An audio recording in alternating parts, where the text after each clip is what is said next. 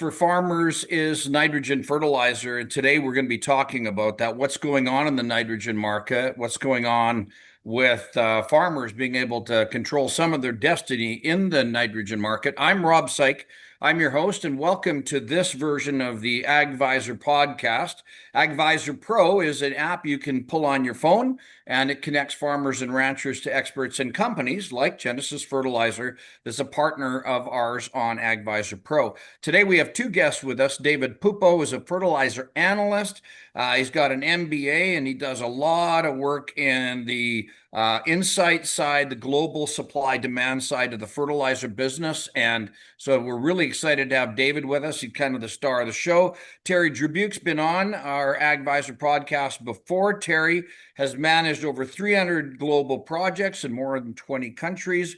He's managed the fertilizer and the grain elevator supply chain. He has a lot of on-farm experience. And Terry and I have tracked across this great country doing a lot of meetings together. So it's great to have both these guys. So we're going to be talking today about fertilizer, particularly nitrogen and where it's going. And if you have some questions, throw them into the Q&A, and I'll monitor the Q&A. And I'll be just checking in with everybody who's participating on the call. So first of all, let's begin with you, David. You're kind of the star of the show here on this front end. Let's talk a little bit about a snapshot. What's happening with the ammonia and urea compared to was a year ago? Volatility, what's going on? What's going on in Trinidad? Kind of lob the ball to you there, buddy. Good morning, everyone. Thanks, Robert. As Robert said, we're going to concentrate on the nitrogen fertilizer complex today. I'm going to provide a quick summary of macro price drivers.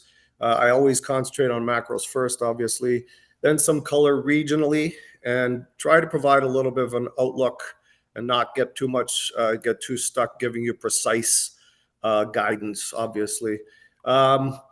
Multiple global influences continue to affect fertilizer pricing. Geopolitical instabilities, tariffs.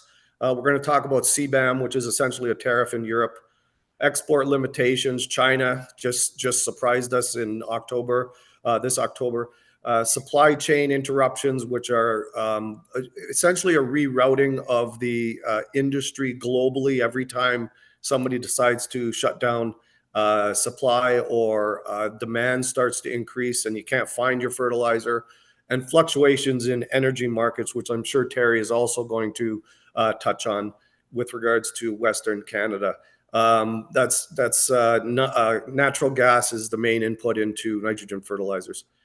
So in 2025, nitrogen prices have been very volatile. Prices were bearish in the summer, then recently found support, and the support was somewhat sudden.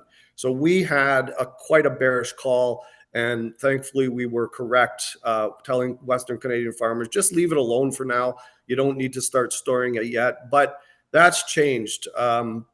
We've seen some support under the market for a number of reasons, including large volume Indian urea tenders, supply constraints due to production curtailments, and export restrictions in China, which again was sudden. This upsets the apple cart because India must find urea elsewhere, and this redraws the trade routes globally. Let's go to regions. So regionally, let's start with China, which is important because of what they just did. They announced a sudden suspension of urea and specialty fertilizer exports starting October 15th, 2025. Once again, they're prioritizing domestic fertilizer supply. This sudden uncertainty in the fertilizer market had a big impact globally. This ban could last 6 months, so that's important for Canadian farmers, according to some market participants, possibly longer. This is going to support global prices into 2026. Moving on to India, the demand for urea imports has been solid due to strong rains, reduced domestic production, and weak imports early in this year. At the beginning of August, urea inventory in India was about half of what it was this time in 2024. The recent strong demand for urea is expected to continue with China out of the export market. Prices globally should be supported. Now, remember, China is that main supplier to India, and when they shut down exports, India has to look elsewhere. The recent Indian tenders have been huge, millions of tons. And the prices on those, when that happens, obviously creep up. So it gets more expensive for India. And then it gets even more expensive when they have to look elsewhere other than China. So supply issues resulting in increasing tender prices has prompted India, interestingly enough, to announce that a bunch of Indian fertilizer companies plan to establish a urea manufacturing facility in Russia, leveraging Russia's ammonia and natural gas resources to stabilize supply and cost. Now, this is a longer term project, but it's something to keep an eye on. The idea is to reduce imports from fickle countries such as China. And I do use the word fickle on purpose because China has been in and out and in and out and in and out, and it's frustrating for India. Moving on to Europe, the Carbon Border Adjustment Mechanism, CBAM, is essentially a tariff on fertilizer. It kicks in at the beginning of 2026. CBAM puts a price on carbon emitted during the production of fertilizers imported into the EU. So this is going to essentially increase the price of fertilizers imported into the EU. And who is obviously going to pay for that? Well, farmers are going to pay for that. So it makes the European producers already have a carbon tax on their domestic production. So now importers become a little more, exporters into Europe importing from these other companies, they become a little more competitive. So what's the assumption there? Well, it's a loose assumption, but what if the European domestic producers start to shut down capacity? Now we've got global supply issues once again because Europe becomes a draw for these imports, taking away and once again redrawing the trade routes. So this is something obviously to watch. What's going to happen in Europe with CBAM? Moving on to Brazil, it's interesting because fertilizer demand has been very strong due to expanding acres for soybeans and corn, despite difficult credit conditions. So banking is very difficult in Brazil right now. Credit is very tight. And also producer margins are tight. I'm speaking to the choir when I'm preaching to the choir when I say that margins are tight. We all know that commodity prices are down, but input prices are way up. In the second crop safrinha season is Q1 2026. Their fertilizer demand is happening right now, and it's been very strong. So Brazil prices are pushing up. There is some shifting of demand to ammonium sulfate in Brazil. This is interesting. Imports of ammonium sulfate increased 59% year over year in August or through August 2025. Sorry. And that has the urea market share declining in Brazil. And one of the issues that Rob mentioned to start out here is I found it very interesting because it was news that was just dropped on the market. Another major recent news item was on October 21st, had Nutrien beginning a shutdown of its Trinidad nitrogen operations due to issues with port access and a lack of reliable economic natural gas supply. So according to the press release, ammonia and urea will no longer be produced in Trinidad. Another global reduction in nitrogen supply. The ripple effects were immediately felt across the board with a sudden burst of spot sales at higher prices. This was immediate. So that following week, we saw ammonia start to jump up and everybody was after their ammonia. So the spot prices just jumped. In the US, for example, at retail, ammonia jumped 8% versus the previous month. However, on October 24th, a temporary interim agreement was struck, allowing Nutrien unrestricted port access until December 31st, 2025. So when that happens, the market wakes up and says, okay, well, what happens next? Well, nobody knows. So the market is confused now what's going to happen after December.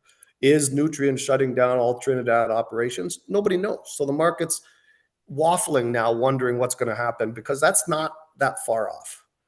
Sentiment in the global ammonia market continues to be quite bullish, however. In North America, recall the reason we watch urea NOLA so closely is that it's liquid, which makes it a good indicator of price direction. And Canadian prices are largely based on NOLA plus freight. So we keep a very close eye. I speak almost daily with brokers about what's going on in NOLA, also what's going on with barges on the river. This month, urea NOLA index has moved from a bearish position starting to a bullish position. October started at 386, dropped to 373 per short ton. That's US dollars per short ton. And then reversed on the 23rd and is now sitting at 396.50 per short ton in US dollars. Over the past month, urea's price has risen 4% and it's up 23% compared to the same time last year. It's like a global paper index that I use for that one. And I publish that weekly on, I think that shows up on the Genesis website. So if I look forward a little bit through December, which is the way I like to think of things, because not too many people are looking 6 months out because it gets less accurate in fertilizer. Fertilizer is so volatile. December is offered at US $400 per short ton, and January is offered at 404 per short ton. So the market is expecting strengthening prices today. These are this morning's prices. So we're looking at an upward curve in urea NOLA. Recently, David, do you think for Canadian farmers, do you think we hit a floor now? I do think that there's a foundation under Canadian prices. And it worries me a little bit because you have to make that decision whether you're going to use some storage and start, inching in or dipping your toe into that urea and taking delivery now and storing it till spring. But that could be a recommendation. I'm seeing a pretty wide range in Saskatchewan right now of 765 to 805, and then heard of some pretty scary numbers in lower Saskatchewan. So yeah, there's a foundation under the market, which again will ultimately support the Canadian urea prices probably through Q1 in my view. So this morning, urea NOLA and Brazil were trading higher. So we have seen a number of days here where those indexes are just inching up because Brazil has to get their fertilizer in for Safrinha, and NOLA is worried about imports. Any repercussions coming right now from like the G7 type of discussions, the Asian discussions, David? Well, when I look at the G7 discussions, they're so very high level. I try to concentrate on what's going to move prices, and when you have those extremely high level conversations about what's happening in the world with regards to tariffs and economic impacts, it doesn't really move the prices today. It's more about the project that Terry's going to discuss and how that will impact Terry and Genesis. Yeah. So okay. So I got, as a summary here, I have some supply constraints on the global market. I have uncertainty. I've got some protectionism creeping in. Yep. Potentially some reduced production if that thing happens in Trinidad. And then you got this CBAN thing, which essentially is environmental cost pressure on urea. And then, like you said, we may have hit a floor here certainly in the short term. Yeah.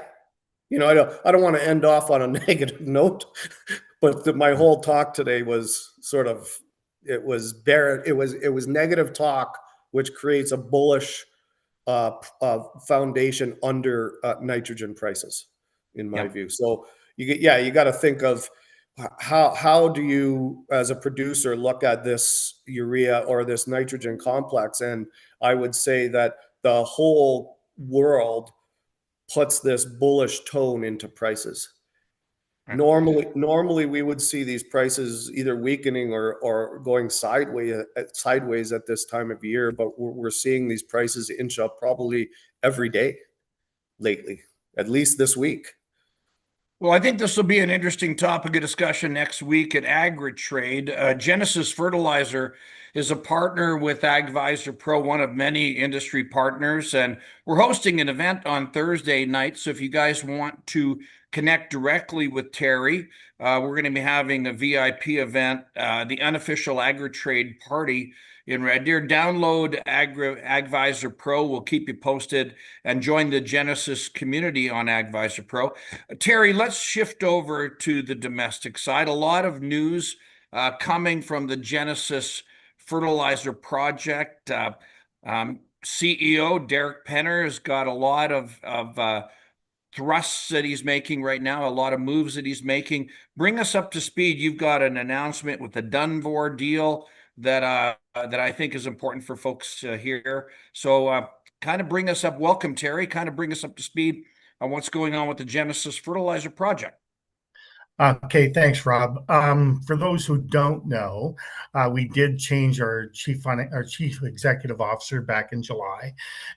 Derek Penner was brought on as a consultant. He owns a M&A company of his own, but he was brought on to negotiate all the contracts that we have with technology providers and our engineering firm. So he negotiated the contracts with ThyssenKrupp and Stami Carbon and Daelim in South Korea. Then the independent board members brought him on. His background, he's worked on every continent around the world other than Antarctica. And he was the CFO for Monsanto Europe, and then the CEO for Monsanto Canada. So he's got a pretty good mergers and acquisitions background with him. And, I've been spending a lot of time with him over the last 90 days. And since he's been on, we've really focused on two things. Just a heads up for everybody. If you wanted to get to meet Derek Penner, the last webinar that we did with Genesis Fertilizer just a couple of months ago, we introduced Derek and asked him a bunch of questions. And so if you want to go back on the AgVisor podcast list, you'll see him there. Go ahead, Terry. Yeah, no, that's fine. That's right, Rob. And so over the last 90 days, outside the farm equity raise, we've been focusing on government support, both provincial and federal, and getting a strategic to the table.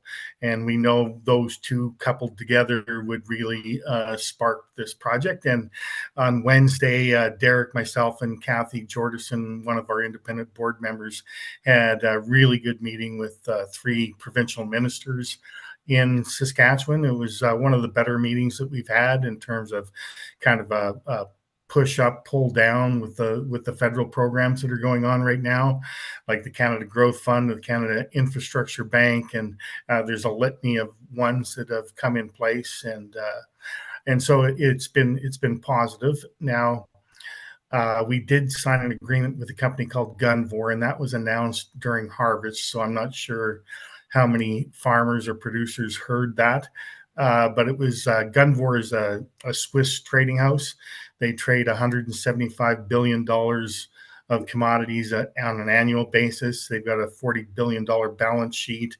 And that agreement, and we're putting the details to it now, includes them supplying 100% of the natural gas to the plant, them taking 100% of the diesel exhaust fluid that we would produce at the plant, and selling the carbon credits. And it was interesting listening to David that that CBAN and that tax on Europe with our carbon sequestration, we would qualify as a check mark on that. We would be agreeing. But that's significant, not only on the offtake side, because the DEF, they're going to take all your DEF that you produce at Genesis. They're going to take the carbon credits, monetize that, but they're also on the input side going to supply you with all the natural gas. Yeah, that's correct. Yeah, and it's similar to what we're working on at having farmers in Western Canada take the offtake of urea. So we've already captured the offtake of the diesel exhaust fluid, and that's mainly to make banks realize that it's sold before it's even built or made, and that's a big component of the project. There's a lot going on with respect to the project. One of them is the front end engineering and design, Terry. This is being done in Seoul, South Korea. Can you give me an update as to where we're at? That's a pretty extensive part of the project right now because they're trying to identify all the construction costs, right? That's right. Yeah. So the front end engineering and design of the feed is the foundation of the project, and we're really pushing to get that feed done. We hit a milestone about 2 weeks ago where we completed what they call the process design packages, the PDPs, and that puts us about 2/3 into the feed. And that feed foundation basically will give us a class 2 estimate versus the class 5 estimate we have right now. And a class 2 estimate basically gives more detail for lenders on how much the capex is on the project. So it not only does it give you detailed design, but it also gives you costing on labor and materials that go into the plant. It's a critical component. So this tightens up the accuracy on the capex. That's right. Yeah. Significantly. All right. Okay. Can you talk a little bit, back up a little bit about, you mentioned the word Derek is negotiating with a strategic. You threw that out there. What does that mean for the audience to understand? And by the way, audience, if you've got any questions, throw them into the Q&A, and I'll make sure that I toss the questions out to Terry and David. But back to that, what the heck is a strategic? Sure. It's not that we weren't focused on getting a strategic in the past, but it's been more granular in the last 90 days in a real focus on doing that. But a strategic would be anybody who's interested in profiting from the plant. So it could be, it could even be as a pension fund or a gas company or a grain company or a technology provider. It's and there's lots of balls in the air. We have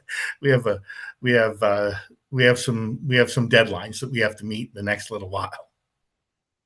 From a standpoint of the way that the Genesis project is structured, I know quite a bit about it from having spent time with your board and in the meetings with you guys, but it's unusual because you really do have the opportunity of farmers taking up to a 75% equity position in the Genesis Fertilizer project. David, from a standpoint of this kind of a structure, does this exist anywhere in your knowledge? And how important do you think this is for farmers to pay attention to? I know there's a lot of static out there and stuff, but this project, in my view, is important for farmers to pay attention to.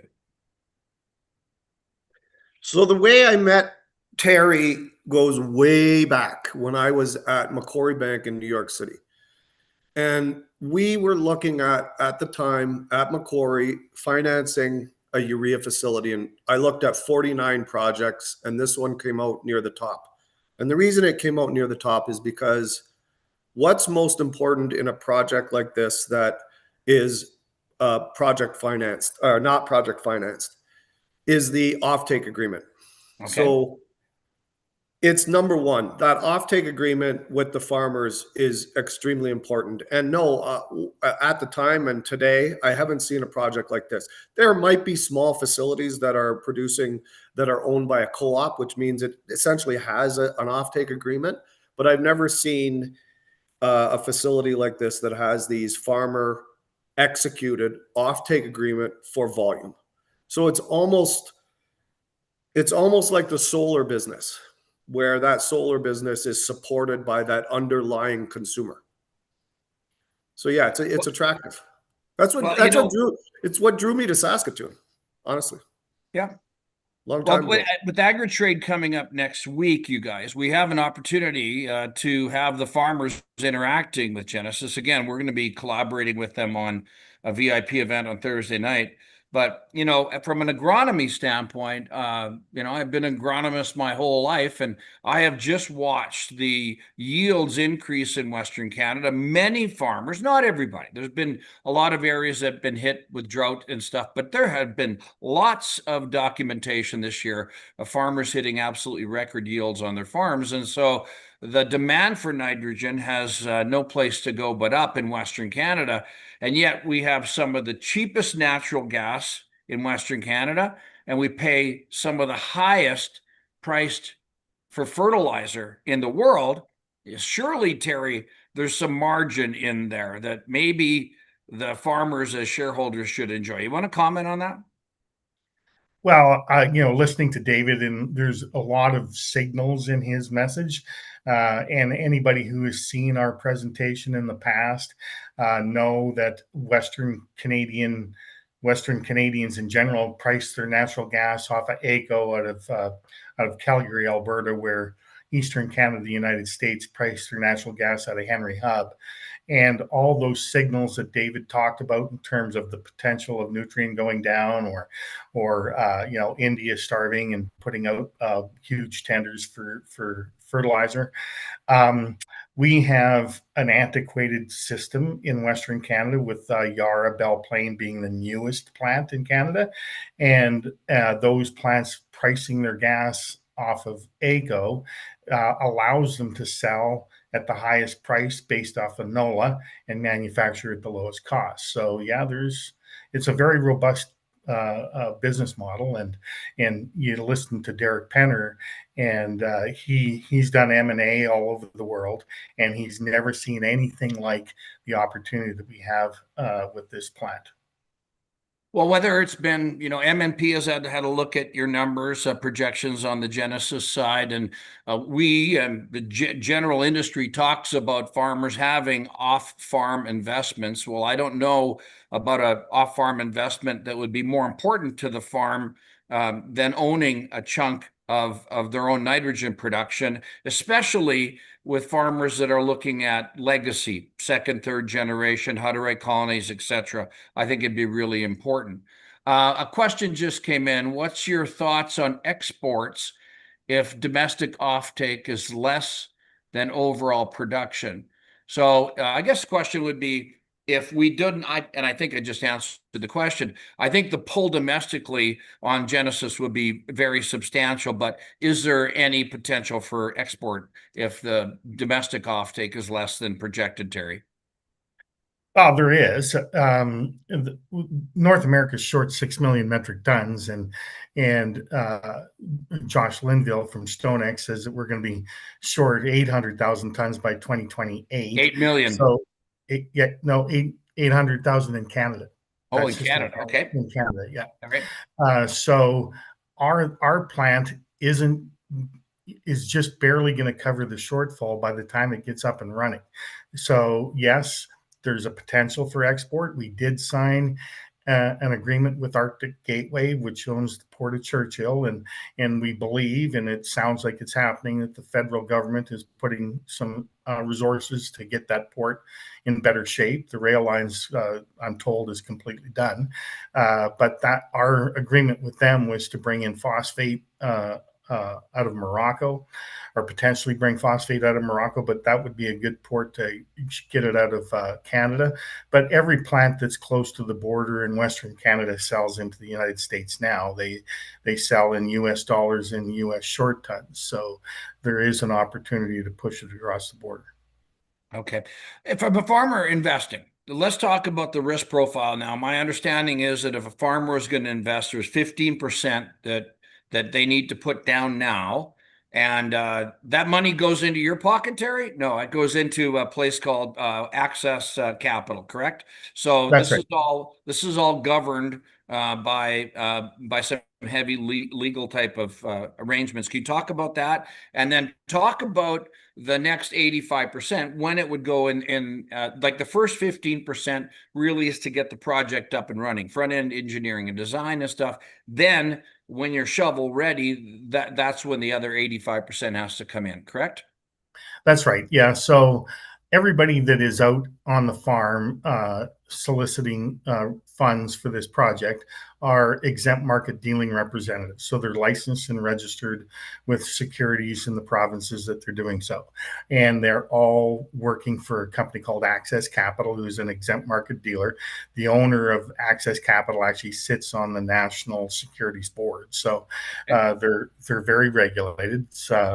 We go through a process when somebody gives us a check that goes to Access Capital and Trust. That check goes into them. It goes through a compliance process, and then it sits in that trust until we request the money to spend it on whatever. So that 15% down that a person would give us, that's what we would classify as risk capital. The the project, the structure is a limited partnership, so there's two advantages to that. One, that the investor's not liable for anything, and two, we can pass on losses to those investors where they get a tax form called a T5013 to write that off on other income from the farm. So it's a pretty good structure that way. The other 75% that comes in, or 85, sorry, percent that comes in, comes in at what they call FID, Final Investment Decision. That Final Investment Decision means banks are on board, the feed's done, contractors are in place, we're ready to put shovel in the ground. Now, one thing you probably don't know, Rob, is that because of the time shrinking, that price is going to go up. And so December 1st, it's going to be 25% down, and the calculator is going to go away. So it's going to be $1,000 a ton, $1,000 a unit, and people would have to put 25% down instead of 50. Okay, so that means that the discussions at AgriTrade, the discussions in November, if you've been a farmer sitting on the fence wondering about this, a lot has happened. Like I said, the front engine engineering design has progressed. Derek Penner coming on as CEO. I know that I've met with the board of directors, and they are a terrifically passionate, dedicated board. So you've got November to kind of come up with it. Grant McDougall. Grant said Terry mentioned MJ storage facility would be independently appraised and then paid out on the new value. Is this progressing, Terry? Yeah, that would come in at FID, Final Investment Decision. So okay, when we hit that, that's when that would take place. That's actually part of the Final Investment Decision. David, I want to ask a question because I'm curious about this from a standpoint of global ammonia and urea supplies. As you're looking into the crystal ball, even if it's 3 years down the line, what does the supply balance look like for urea globally? Well, the only project I see that could be viable is in Dango, if I'm pronouncing it properly. So I see the supply. Where is that? Where is that? It's in Africa. Okay. So I see the demand outstripping the supply here in the next 3 to 5 years. Globally, I see prices firm because of this, and it's going to remain difficult. Now, it's funny because there's a bank out there that came out yesterday or the day before with a forecast or a view that we are into a demand destruction cycle on fertilizer because of the crop prices.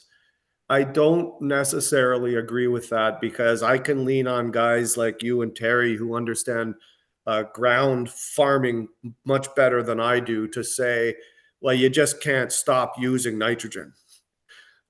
Phosphates maybe a little bit, potash maybe a little bit, but you can't. So this demand destruction on urea call, I question a little bit. I don't want to get in an argument with anybody, but to answer your question, I do see this firmness remaining under the market. Now, of course, we will continue to see volatility up and down in these urea prices based on seasonality, but the underlying trend is up. Yeah, I don't see, the farmers that we're working with, the Power Farm Group, for example, they're not cutting back on their yield targets. What is interesting, David, is that as urea prices increase, I think there will be more and more focus on the integration of technology to make sure we're stretching that pound of nitrogen as far as we can. Conventional wisdom is 3.2 pounds of N for a bushel of canola, but there's lots of producers out there squeezing a bushel of canola out of a lot less nitrogen than they did 10 years ago. That doesn't diminish the fact that they want to push those yields higher. I was going to say back in July, but I got in too much trouble last year for predicting a record wheat crop, that we were going to have a record canola yield this year. And I think that may be borne out. So those pressures on production still suck up a lot of nitrogen. That's not going away. Well, look at what's happening in Brazil right now. They can't get credit, and their margins are awful. Nobody's making money in Brazil, but they don't stop importing nitrogen. Now, whether they move from urea to ammonium sulfate, really, I understand. Yeah, you can say, well, maybe some demand destruction in urea, but you still got to produce more ammonium sulfate to satisfy their needs. Right? Terry, just jumping off of that, the plant, the Genesis Fertilizer Project will produce urea, it'll produce DEF, diesel exhaust fluid, but it'll also be producing urea ammonium sulfate, which is That's a tremendous product. I just want to touch that on for the farmers for a minute. Yeah, sure. Currently, all the urea ammonium sulfate that's used in North America is imported. Yara has a product called Amidas, which is urea ammonium sulfate, and it's perfect for crops in Western Canada. So we sat back and before doing the final design, before we started the feed, we made a decision to actually produce urea ammonium sulfate here in Canada. And basically it's during the urea melt where you add in sulfur fines, you pearl it, and then the granular has both urea and sulfur in the blend. Terry, I got a couple buddies on here from the U.S. I see Lance is on here from Montana, buddy of mine. What is this investment available for U.S. guys if they wanted to come in and invest? Uh, Possibly. Yeah. Yeah, Okay. definitely on the strategic side for sure. All right. Anybody can come in on the strategic side. In terms of a off taker on the producer side, there is a process to do it. We just haven't implemented it yet. Okay. All right. Good. All right. So we're at 36 minutes after the hour. I don't see a whole lot of questions popping up on the screen. Next week is AgriTrade, and then we're starting a whole bunch of trade shows that go on across Western Canada. You've got crop production days. You've got Manitoba Ag Days. Terry, you guys are going to be at these events. We together are hosting a VIP event on Thursday at AgriTrade. If you guys listening here want to come to that VIP event, have a conversation with Terry, then reach out to me or Terry. We'll give you a ticket to join us for that event. Starts at 8 o'clock next Thursday, I think it is, on the 6th, I believe it is. So, Terry, you guys have been supportive of AgvisorPRO for quite a while. You've got a community in AgvisorPRO. Any thoughts on why that you continue to support and be a part of AgvisorPRO? Well, it's agriculture and it's focused on agriculture around the world, and so yeah, and it's free. It's free to download and join our community, and it's a good way to communicate to our people. And your team have been great in terms of organizing events like this. Yeah. Yeah. Well, our company is T1 Technology Corporation. We have two platforms, AgvisorPRO, which is designed to connect farmers and ranchers to experts and companies like Genesis. And then we're developing an AI right now called VisorPRO AI that's for the heavy equipment sector. So we've got lots on our plate at T1 Technology.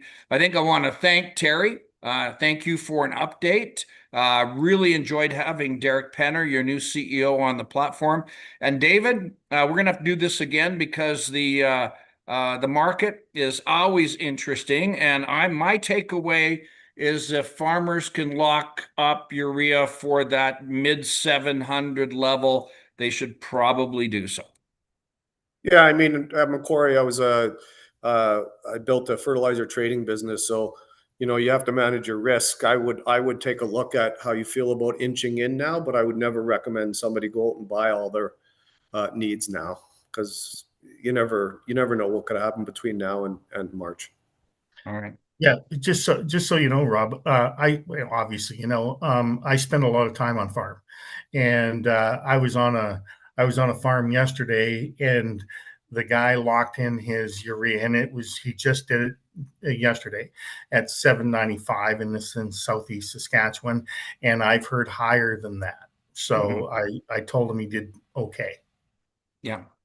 Well, we'll wrap it up there. This is another AGvisor podcast brought to you by AGvisorPRO with our guest today being Genesis Fertilizer. Next week, we've got another one for you on the farm continuity plan with 33.7. So we'll be looking forward to bringing that to you. You'll be able to have this on your various platforms, whether it's podcast or YouTube, and share it with your friends and neighbors. Terry and David, thanks for being here, and thanks for being part of the AGvisor podcast.